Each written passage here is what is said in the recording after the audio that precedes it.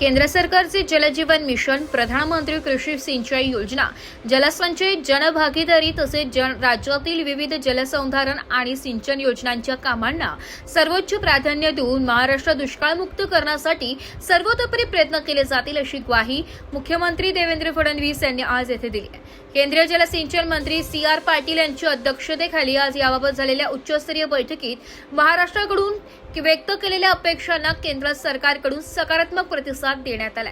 CGO complex मधील पंडित दीनदयाळ अंत्योदय भवन येथे आयोजित या बैठकीस मुख्यमंत्री देवेंद्र फडणवीस यांच्यासह उपमुख्यमंत्री एकनाथ शिंदे, उपमुख्यमंत्री सुनेत्रा पवार, जलसंपदा मंत्री राधाकृष्ण विखे पाटील, जलसंपदा मंत्री गिरीश महाजन, पाणी पुरवठा व स्वच्छता मंत्री गुलाबराव पाटील, केंद्र सरकारच्या जलसंपदा विभागाचे सचिव VL कांथाराव, पेयजल आणि स्वच्छता विभागाचे सचिव अशोक के मीना, केंद्रीय जल आयोगाचे अध्यक्ष अनुपम प्रसाद, नॅशनल वॉटर मिशनच्या व्यवस्थापकीय संचालक अर्चना वर्मा, मुख्यमंत्री कार्यालयाचे अतिरिक्त मुख्य सचिव लोकेश चंद्रा, पाणी पुरवठा विभागाचे प्रधान सचिव पराग जैन, ग्रामविकास विभागाचे प्रधान सचिव एकनाथ डवले, उपमुख्यमंत्री कार्यालयाचे सचिव नवीन सोना, मुख्यमंत्र्यांचे सल्लागार श्रीराम विदिरे, जलसंधारण विभागाचे सचिव जितेंद्र पापळकर, जलसंपदा विभागाचे सचिव संजय बेलसरे आदी जण उपस्थित होते।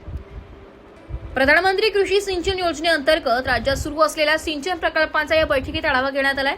अपूर्ण प्रकल्प पूर्ण करण्यासाठी जादा निधीची मागणी करण्यात आली, त्यास केंद्राकडून सकारात्मक प्रतिसाद मिळालाय। जलजीवन मिशन मधील उर्वरित प्रकल्प पूर्ण करण्यासाठी केंद्र सरकारकडून मोठ्या प्रमाणावर आर्थिक मदत देण्याचे आश्वासन या बैठकीत देण्यात आले। राज्यातील 75% पेक्षा जास्त पूर्ण झालेल्या योजना तसेच 50% ते 75% दरम्यान पूर्ण झालेल्या योजनांना प्राधान्याने निधी दिला जाणार आहे। या पाईपलाईन आणि पाणी पायाभूत सुविधांच्या योजनांना गती देऊन त्या पूर्ण करण्यासाठी केंद्र सरकारकडून अंदाजे 6,800 कोटी रुपये मिळण्याची अपेक्षा आहे। ब्युरो रिपोर्ट, नाशिक लोकशाही न्यूज, नाशिक।